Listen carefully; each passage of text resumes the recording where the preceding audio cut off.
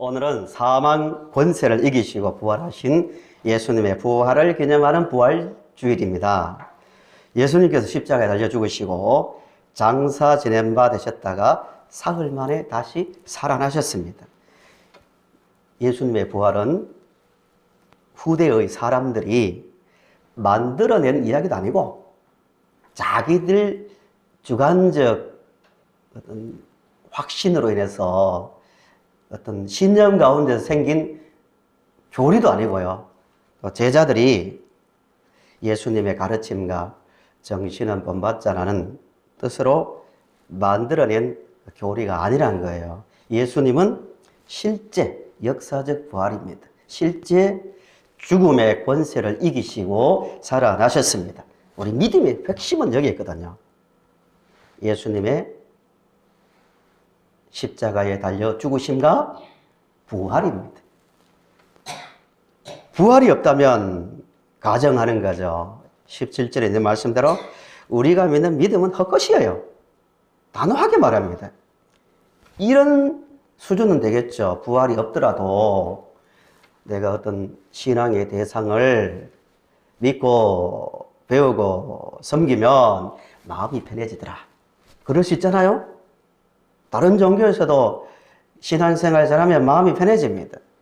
나름대로 뜨거워질 수도 있습니다. 이단들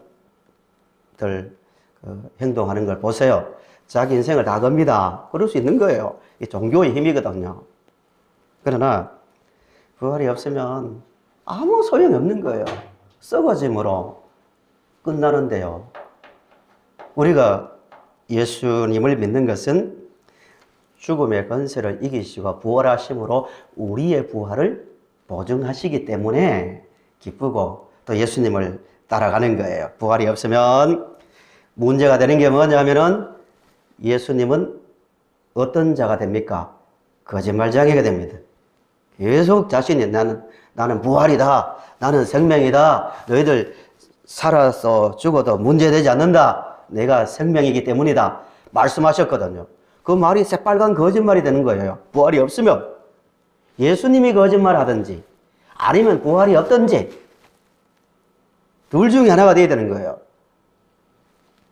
부활이 없으면 진짜 삶의 이유와 목적이 없어지는 거예요. 현대인들 보세요. 옛날에 비해서 점점 풍요로워지고 편리해지고 잘 살지만 마약 같은 것이 얼마나 많이 확산되고 있습니까? 우리나라도. 왜? 세상 육적인 것 아무리 채우고 누려도 진짜 인생의 의미를 모르니까 그런 것에 빠지는 거예요. 부활이 없으면요, 우리가 주를 섬기고 주를 위해서 일하는 모든 것들이 쓸모없는 일이 되는 거예요. 예수님은 십자가에 달려 죽으시고 장사 지낸 후 사흘 만에 부활하셨습니다. 믿으시죠? 근데 문제가 있어요. 예수님의 부활과 죽은 자들의 부활을 사람의 머리로 믿기가 쉽습니까? 어렵습니까? 솔직히요, 솔직히, 그죠? 어떤 분들은 그런 분이 있어요. 나는 하나님을 믿지만, 신을 믿지만, 예수님의 부활과 또 예수 죽은 자의 부활을 육체와 영혼이 부활한다는 것 못 믿겠다라고 말하는 분들이 있습니다. 솔직한 거예요. 사실이거든요. 인간의 머리로 이해하기 힘든 게 부활 문제입니다. 그래서 예수님 당시에 사두개인이라는 그 집단이 있었어요. 사두개인 한 종파인데 이 사람들이 누구냐 하면은 지금으로 말하면 좀 지식층, 그 당시에 또 권력을 장악한, 유대의 권력을 장악한 지도자 그룹입니다. 사법, 요직을 장악한 그룹들이 똑똑한 사람들이죠. 아무나 되는 게 아니잖아요. 그 자리에 올라가려면. 근데 이 사람들이 평상시에 예수님께서 부활에 대해서 가르치셨거든요. 말이 안 되거든요. 듣고 보니까. 그래서 부활은 있을 수 없다는 것을 밝혀내기 위해서 예수님께 질문을 하는 거예요. 상당히 상식적인 질문이고 날카로운 질문입니다. 이런 질문이에요. 목적은 부활이 없다는 것, 그 잘못된 가르침이라는 것을 드러내기 위해서입니다. 사도계인들이 예수님, 자기들이 예를 들어주는 거예요. 어떤 사람, 어떤 그 7형제가 있었는데 마지가 결혼을 했는데 자식도 없이 죽었습니다. 지금은 그런 법이 없지만 이 당시에는 여자가 혼자 살기에는 힘든 시대거든요. 지금이야 뭐 문제 없지만. 그래서 첫째가 죽으면 그 동생이 그 아내를 자기가 데리고 살아야 됩니다. 아내가 되는 거죠. 예를 들은 거예요. 사도계인들이. 둘째가 그렇게 살다가 죽어버렸어요. 셋째가 또 함께 살게 되었습니다. 넷째가 죽었습니다. 다섯째가 죽었습니다. 이런 식으로 다 죽었는데 막내 일곱째까지도 다 죽었습니다. 그러면 예수님, 부활이 있다고 칩시다. 나중에 다 부활했는데 이 여자는 누구의 아내가 됩니까? 상당히 상식적이고 현실적 질문이죠. 부활이 말이 안 된다는 이야기죠. 그때 예수님께서 대답하십니다. 오늘 말씀은 인용되는 구절이 많은데요. 앞에 화면을 보시면서 잘 따라오십시오. 부활 이런 문제만큼은 주관적 믿음 이전에 객관적 사실을 아는 게 중요하니까요. 마태복음 22장 29절부터 30절에 있는 말씀대로 이렇게 말씀합니다. 예수께서 대답하여 이르시되 너희가 무엇도 오해했다고요? 성경도 하나님의 능력도 오해하였도다. 잘 모르고 있구나 이 뜻입니다. 부활 때는 장가도 아니 가고 시집도 아니 가고 하늘에 있는 천사들과 같으니라 라고 말씀하고 있습니다. 그러니까 불신자들은 인간의 이 머리를 가지고 모든 것을 판단하려고 합니다. 참 어리석죠. 이 넓고 넓은 우주 속에서 전보다도 작은 그 존재가 자기 그 작은 눈을 가지고 인정되면 인정하는 거 아니면 안 된다고 말이 안 되는 거죠. 그리고 과학적으로 죽은 자가 몸이 다 썩었는데 화장되었는데 그게 몸과 영이 살아난다고? 말이 안 된다. 이게 사도계인의 논리입니다. 예수님께서는 그래? 정말 부활을 못 믿겠다고? 너희들 성경을 봐라. 그리고 하나님의 능력을 믿어라. 그러면 부활이 이해될 거다. 이런 말씀입니다. 그러면 예수님께서 부활하신 증거, 또 죽은 자의 부활이 어떻게 가능한가를 증거를 먼저 보도록 하겠습니다. 많은 구절이 있지만 핵심 몇 구절만 보도록 합니다. 첫째, 부활의 증거는 성경대로입니다. 성경대로. 따라 하시겠습니다. 성경대로. 힘차게 성경대로. 성경대로. 3절, 4절을 보시기 바랍니다. 성경 고린도전서 15장 3절, 4절 이렇게 말합니다. 내가 받은 것을, 부활에 대한 이야기죠. 먼저 너희에게 전하였노니 이는 무엇대로? 성경대로 그리스도께서 우리 죄를 위하여 죽으시고 4절 장사 지낸 바 되셨다. 장사 지냈다는 말은 기절할 정도가 아니고 잠시 호흡이 중단된 정도가 아니라 확실하게 죽으셨다는 그 말씀입니다.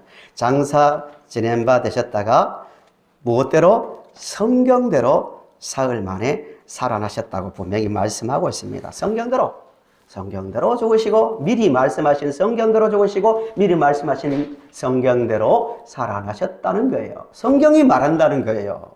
구약에 미리 부활을 말씀하신 그 구절을, 대표적인 구절을 들면요. 시편 16편 8절에서 11절입니다. 앞에 화면을 보시기 바랍니다. 다윗의 이야기입니다. 다윗이 언제 살았냐면은 예수님보다 1000년 이전, 다윗이 1030년경에 태어난 사람이거든요. 시간적 간격이 있어요. 그런데 다윗이 예수님의 부활, 그리고 나가서 자신의 부활을 알았다는 거예요. 이게 시편 16편이거든요. 다윗의 고백이 옵니다. 내가 여호와를 항상 내 앞에 모시며 그가 나를 나의 오른쪽에 계심으로 내가 흔들리지 아니하리로다. 이러므로 나의 마음이 기쁘고 나의 영도 즐거워하며 내 육체도 안전히 살리리. 이렇게 말합니다. 그러면서 이는 왜 다윗이 기쁘고 육체도 안전해지는가? 이는 주께서 내 영혼을 수월에 버리지 않고 지옥, 무덤 이렇게 이해하십시오. 아니하시며 주의 거룩한 자를 멸망시키지 않으실 것임이니이다. 주께서 무슨 길? 생명의 길을 내게 보이시리니 주의 앞에는 충만한 기쁨이 있고 주의 오른쪽에는 영원한 즐거움이 있나이다 라고 말하고 있습니다. 목사님, 이게 어떻게 예수님의 부활과 죽은 자의 부활에 대한 말씀입니까? 이렇게 질문할 수 있습니다. 구약 시편 16편은 시적인 고백인데 어떻게 다윗이 부활을 알고 예수님의 부활을 알았습니까? 반론을 제기할 수 있잖아요. 거기에 대해서 오순절날 성령 방언하고 기적이 일어나고 3,000명이 회개할 때 오순절날 베드로를 중심한 사도들이 설교를 했는데 그 설교에 다윗의 이 시편 16편을 인용해서 해석을 해줍니다. 사도행전 2장 29절에서 32절을 보십시오. 사도행전 2장 29절에서 32절 베드로가 시편 16편을 인용하는 거예요. 형제들아, 내가 조상 다윗에 대하여 담대히 말할 수 있노니, 베드로의 설교입니다. 다윗이 죽어 장사되어 그 묘가 오늘까지 우리 중에 있도다. 이런 말입니다. 시편 16편에 다윗이 내 육체가 희망 중에 거하고 나는 이렇게 부활에 대해서 말했는데 다윗은 실제 죽어 있단 말입니다. 그러면서 그는 선지자라, 미리 아는 자의 뜻이죠. 미리 아는 자, 선지자라. 하나님이 이미 맹세하사 그 자손 중에서 한 사람을 그 위에 앉게 하리라 하심을 뭐하고? 알고, 예수 그리스도에 대한 이야기입니다. 알고, 뭐한 거로? 미리 본 거로. 중요한 이야기입니다. 미리 다윗은 천년 뒤에 일어날 예수님의 죽으심과 부활을 보고 알고 있었다는 거예요. 물론 하나님께서 말씀해 주셨기 때문에 아는 거죠. 미리 본 거로 그리스도의 부활을 말하되 그가 음부에 버림이 되지 않고 그의 육신이 썩음을 당하지 아니하리라 하더니라고 말했다고 분명히 말씀하고 있습니다. 베드로는 여러분 예수님께서 부활하셨는데 그 당시로 들어가서 부활하셨는데 놀라지 마세요. 예수님의 부활은 이미 다윗이 하나님께서 다윗을 통하여 다 말씀해 주셨습니다. 그것이 시편 16편입니다. 이런 뜻입니다. 이해하시겠죠? 예수님의 부활은 성경대로 구약에 있는 성경에 기록된 대로 된 것이지 갑자기 일어난 일도 아니고 우연히 일어난 일도 아니고 지어낸 이야기가 아닙니다. 이 뜻입니다. 성경대로 두 번째 증거. 예수님께서 부활하신 증거가 성경에 나와 있는데 예수님께서 살아 계실 때에 자신의 부활을 말씀해 주셨어요. 여러 곳에 나옵니다. 마태복음 16장 21절을 보시기 바랍니다. 계속 앞에 화면을 보십시오. 예수님 말씀이에요. 이때로부터 예수 그리스도께서 자기가 예루살렘에 올라가, 장소를 구체적으로 말씀합니다. 예루살렘에 올라가 대상을 말합니다. 장로들과 대제사장들과 서기관들에게 많은 고난을 받고 죽임을 당하고 제3일에 살아나야 할 것을 제자들에게 비로소 나타내시니라고 말합니다. 구체적이죠? 장소는 예루살렘이고 고난을 받는 것은 누구로부터 고난을 받고 며칠 만에 살아나고 며칠요? 3일이라 구체적으로 말합니다. 살아난다고 부활에 대해서 말씀하셨습니다. 미리 말씀하신 것이 성경에 기록되어 있습니다. 또 하나 더요. 예수님께서 약속하신 대로 부활하신 날 제자들이 절망을 했습니다. 아, 예수님 죽었다. 슬프다. 참 좋은 분이었는데 죽어버렸다. 하고 슬픈 마음으로 엠마오로 내려가고 있는데 예수님께서 그들에게 나타나신 거예요. 믿지 못하는 그들에게 하신 말씀이 이거예요. 부활을 믿지 못하는 제자들에게 하신 말씀. 누가복음 24장 25절에서 27절. 이르시되 미련하고 선지자들이 말한 모든 것을 마음에 더디 믿는 자들이요. 무슨 말을 못 믿는다고요? 구약 성경입니다. 성경에 예수님 말씀은 이런 뜻이에요. 성경에 다 나와 있지 않냐? 내가 죽었다가 살아날 것 성경에 다 나와 있지 않느냐? 모든 성경은 나의 죽음과 부활에 대해서 이야기를 하고 있는데 왜 알지 못하느냐? 이런 뜻입니다. 그리스도가 이런 고난을 받고 자기의 영광의 부활이죠. 들어가야 할 것이 아니냐 하시고, 이에, 이 부분이 중요합니다. 이에 모세와 모든 선지자의 글로 시작하여 모든 성경에 쓴 바 자기에 관한 것을 자세히 설명했다라고 말합니다. 예수님의 말씀은 이런 뜻이죠. 너희들 부활을 이해하고 믿으려면 모든 성경을 그리고 자세히 읽어봐라. 그러면 부활을 이해하고 믿게 된다는 뜻입니다. 오늘도 같아요.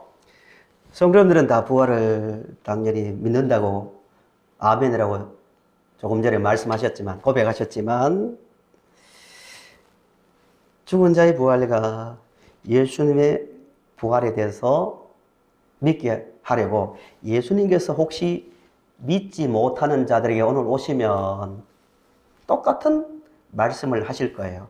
너희들 선지자의 말씀 구약 또 모든 성경 하나하나 구절을, 물론 예수님 당시에 성경 구절이 구별되어 있지 않았지만 하나하나 손으로 짚어주면서 몇 장 몇 절에 나와 있지, 또 여기에도 나와 있지, 설명을 해주신다는 거예요. 그리고 자세히 풀어주신다는 겁니다. 오늘 이 시대에 부활을 정확하게 이해하고 믿으려면 하나님의 말씀인 성경을 보시면 된다는 거예요.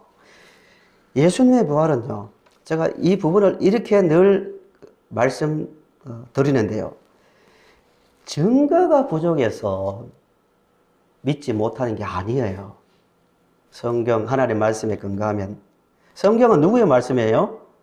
하나님의 말씀인데 그냥 두루뭉술하게 모호하게 이렇게 기록했겠어요? 구체적으로 우리가 믿으라고, 보고 믿으라고 주신 하나님의 말씀인데요. 성경을 보시면 증거가 확실하게 나와 있고요. 그리고 정확하게 믿을 수 있도록 충분한 많은 근거가 있다는 거예요. 성경대로.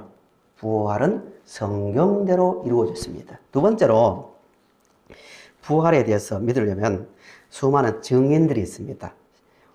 5절부터 9절 말씀인데 간략하게 정리합니다. 이 부분은 증인들이 있다는 거예요. 부활이 사실인가? 실제로 예수님 부활하셨는가? 수많은 증인들이 있다. 이렇게 말합니다. 게바에게 보이시고, 5절부터 게바에게 보이시고, 12 제자에게 500여 형제에게 일시에 보이셨고, 착각이 아니라는 거예요. 심리적으로 한두 사람이 헛것을 본 게 아니라는 의미에서 500명이 동시에 보았고, 야고보에게 보이셨고, 그 후에 모든 사도에게와 만삭되지 못하여 난 자 같은 내게, 바울이죠, 내게도 보이셨느니라 라고 말하고 있습니다. 여기서 중요한 표현이 하나 있습니다. 증인들이 많다는 것, 이 정도로 이 부분은 말씀을 정리하는데요. 이들이 예수님의 부활을 보았다라고 말합니까? 보이셨다고 말합니까? 보이셨다는 거예요. 매우 중요한 단어입니다.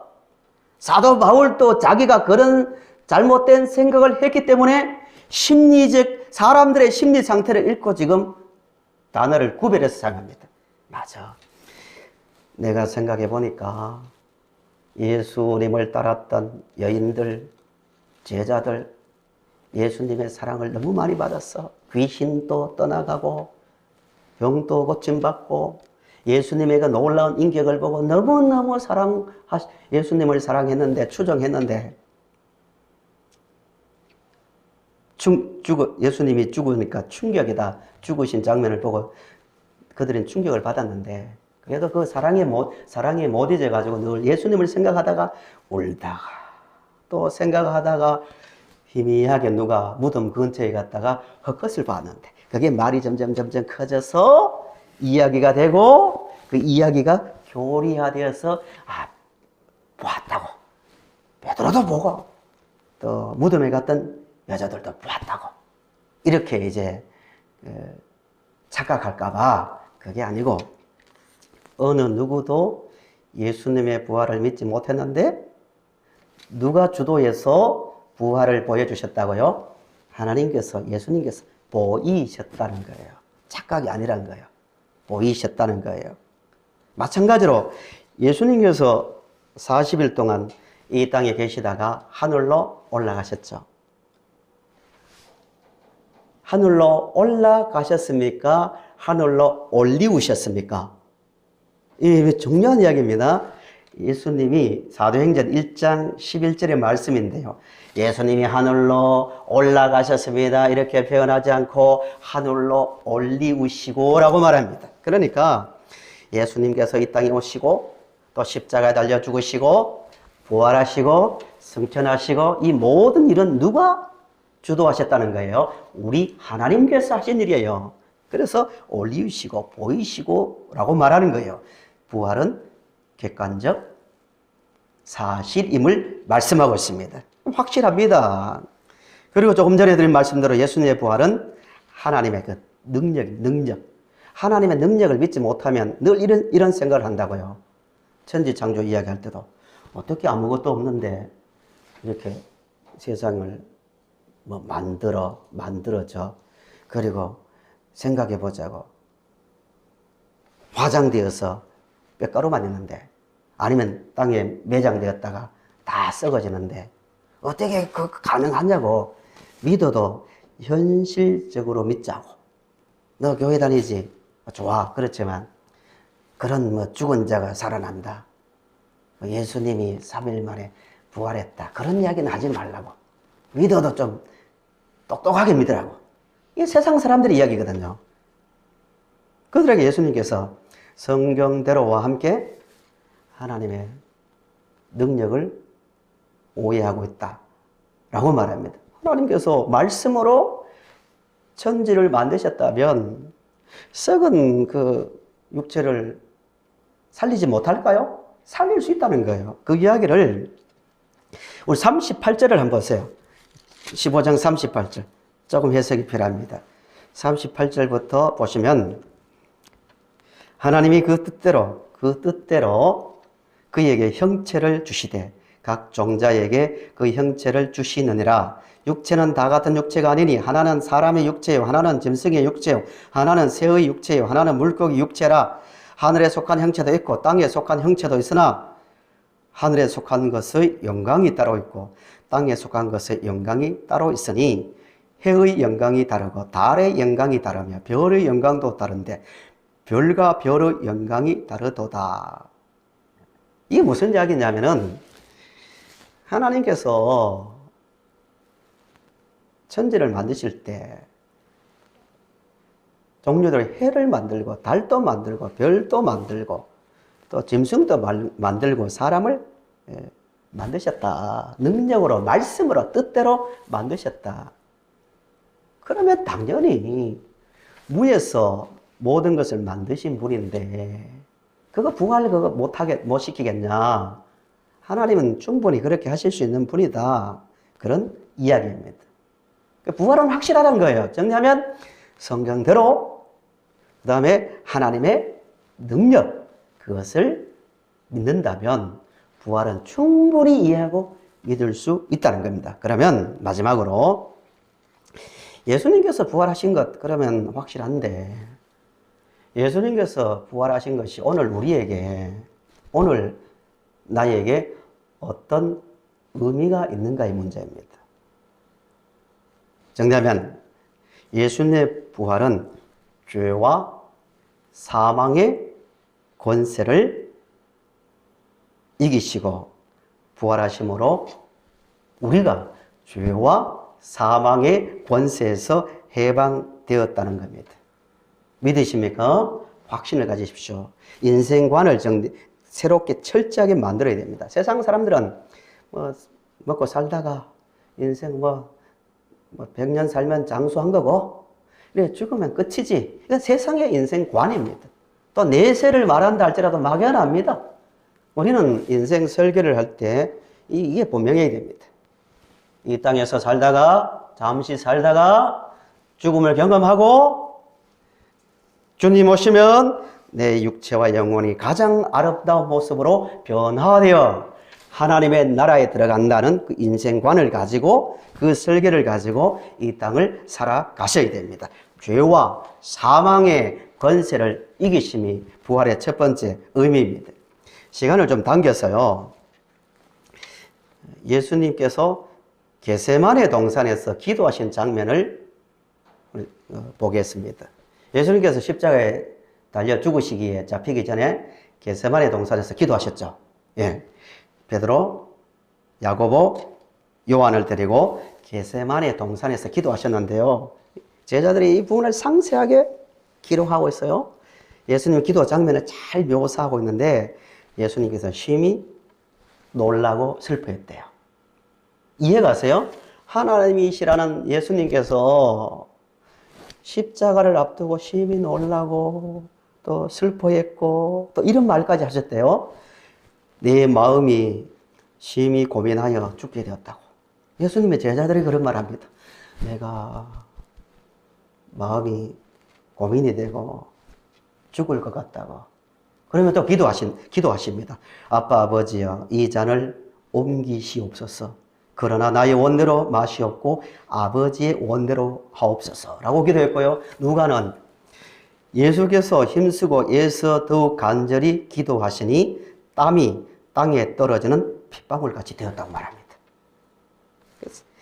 예수님께서 기도하다가 제자들이 와서 너희들 기도해라 하고 또 가서 예수님 기도하시고 또 다시 왔는데 제자들은 뭘 하고 있습니까? 잠자고 있다는 거예요. 겟세마네 동산에서 기도하신 장면을 통해서 여러분 제자들처럼 잠들지 말고 기도 열심히 하십시오. 이 말을 하려고 한 게 아니라 예수님께서 지실 십자가는 너무 고통스럽다는 거예요. 그 이야기를 하고 있는 거예요. 제자를 또 몰라줍니다. 왜 십자가를 지셔야 되는지 몰라줍니다. 그리고 조금 있으면 침뱉음 당하고 발가벗겨지고 또 십자가에 달려 죽으셔야 됩니다. 더 문제는 하나님으로부터 버림을 받아야 됩니다. 죄인으로 죽으니까. 고통이거든요. 그런데도 십자가를 지셨다는 거예요. 우리가 무슨 일을 할 때 봉사도 하고 또 하나님 일을 할 때 진짜 힘들 때가 언제냐면은 고난 받는 게 힘드는 게 아니고 그렇게 함에도 사람들이 몰라줄 때입니다. 아무도 몰라줘. 왜 그렇게 하냐고? 왜 쓸데없는 짓 하냐고? 아무도 몰라주면 심리적으로 참 힘듭니다. 그렇지 않나요? 내가 왜 일을 해야 되냐? 이런 마음이 들 수 있다는 거예요. 예수님은 십자가를 앞에 두고 심리적인 고통, 제자들도 자기를 버릴 것 알고 계시고 육체적 고통, 발가벗겨지고 가시관 쓰시고 채찍에 맞으시고 못 박혀 죽으시고 영적인 고통, 하나님으로부터 버림받고 그럼에도 불구하고 예수님은 그 십자가의 길을 가셨다. 그 이야기를 하려고 겟세마네 동산에서의 그 고통을 상세하게 묘사하고 있는 거예요. 그럼에도 예수님께서 십자가를 지실 수밖에 없었던 이유가 뭘까요? 인간이 살아가는 모든 인간이 처한 상태가 너무 비참하기 때문입니다. 그럼에도 불구하고 수치를 당하고 고통을 당해서라도 예수님이 죽으셔야 할 만큼 인간이 처한 상태가 비참하기 때문에 십자가를 지신 거예요. 인간이 어떤 상태에 있습니까? 딱 세 가지로 요약할 수 있습니다. 죄의 지배, 죄의 결과로 사망의 지배를 당하고 있고요. 사탄의 지배를 받고 있습니다. 세상 사람들이 인정하든 인정하지 않든 성경이 말하고 있습니다. 죄와 죽음과 사탄의 지배를 받고 있습니다. 제가 목사니까 장례식에 많이 가잖아요. 또 화장장에 몇 달 전에 화장장에 갔는데요. 참 그분은 그래도 우리나라에서 큰 일을 했다면 한 분인데 화장을 하는데 목사니까 가까이서 볼 거 아니에요. 유족들과 함께 이제 뼈가 다 이제 탄 뼈가 나올 거 아니에요. 뼈가루가 담는데 그 함에 담는데 빗자루로 슥슥슥 쓸어가지고 딱 담으니까 딱 한 줌이 나오더라고요. 그 장면을 보면서 인간의 의미가 뭘까? 진짜 인생의 의미가 뭘까를 깊이 생각을 했습니다. 우리의 모습 아닙니까? 우리도 죽으면 화장될 것이고 뼈가 다 타고 나서 빗자루에 쓱쓱 쓸어가 담아가지고 담겨 한 줌의 그 가루로 나올 겁니다. 이게 인간 현실이거든요. 뭐 세상적으로 뭐 아름답다는 인생이 어떠니 뭐 말을 하지만 그건 말이 안 되는 거예요. 비참한 거예요. 그러니까 예수님께서 십자가의 그 문제를 풀려고 십자가에 달려 죽으신 겁니다. 현실의 문제입니다. 15장 3절을 다시 한번 보세요. 15장 3절을 보시면 내가 받은 것을 먼저 너희에게 전하였노니 이런 성경대로 그리스도께서 우리 무엇을 위하여 죽으시고 죄를 위하여 죽으시고 죄 문제를 풀려고요. 하나님께서 창세기 아담과 하와가 죄를 지은 이후부터 창세기 3장 15절에 나오는 말씀대로 우리의 구원을 위해서 준비하시고 예수님을 이 땅에 보내셔서 십자가에 달려 죽게 하신 거예요. 창세기 3장 15절 잘 아시는 말씀이죠. 내가 너로 여자와 원수가 되게 하고 내 후손도 여자의 후손과 원수가 되게 하리니 여자의 후손은 누구를 말합니까? 예수 그리스도. 예수님을 왜 여자의 후손으로 표현합니까? 육체를 가지고 이 땅에 오셔서 십자가를 지셔야 되기 때문에 여자의 후손으로 오신 겁니다. 이해하셨죠? 공중의 천사처럼 나타나신 게 아니고 똑같이 인간의 몸을 입고 오신다는 의미에서 여자의 후손으로 이 땅에 오셨고 여자의 후손은 내 머리를 여기서 내는 누굽니까? 사탄입니다. 사탄의 권세. 사탄이 죄의 지배를 받고 있는 인간을 사로잡고 있거든요. 내 머리를 상하게 할 것이요 권세를 깨뜨려 버린다는 겁니다. 너는 그의 발꿈치를 상하게 할 것이니라. 십자가의 고통을 말하고 있죠. 예수님께서 그 말씀대로 갈라디아서 4장 4절에서 5절 말씀입니다. 4장 4절에서 5절 때가 참에 하나님께서 정하신 그 시간이 되면 때가 참에 하나님이 그 아들을 보내사 누구에게서 나게 하시고 여자에게서 십자가를 지셔야 되니까 육체를 입고 오셨다는 거죠. 율법 아래에 나게 하신 것은 율법 아래에 있는 자들을 속량하시고 우리로 아들의 명분을 얻게 하려 하십니다. 라고 말하고 있습니다. 말씀이 좀 해석이 필요한데요. 율법 아래에 나셨다는 것은 인간이 죄로 인해서 사망 선고를 내리는 그 문서가 율법이에요. 율법을 딱 밀어서 너희들 다 지켜야 구원받아. 지킬 수 있다는 거예요, 없다는 거예요? 못 지켜. 율법 아래에 있는 거예요, 권세 아래. 율법을 다 지키면 율법 위에 있는 거예요. 못 지켜요. 다 죄인이에요. 죄의 결과는 사망이에요. 그 죄값을 대신 다 받기 위해서 십자가에 달려 죽으셨습니다. 55절부터 57절을 보세요. 본문 55절부터 57절. 사망아, 너의 승리가 어디 있느냐? 사망의 승리는 인간의 죽음이거든요. 아니, 그 죄로 인한 결과죠. 사망아, 너희 승리가 어디 있느냐? 사망아, 내가 쏘는 것이 어디 있느냐? 이 쏜다는 말을 원어를 그대로 표현하면 독충이, 독에 있는 충이 인간을 독으로 쏘는 걸 말해요. 죽죠? 인간을 쏘는 독이 56절에 사망이 쏘는 것은 죄요. 죄의 권능은 율법이다.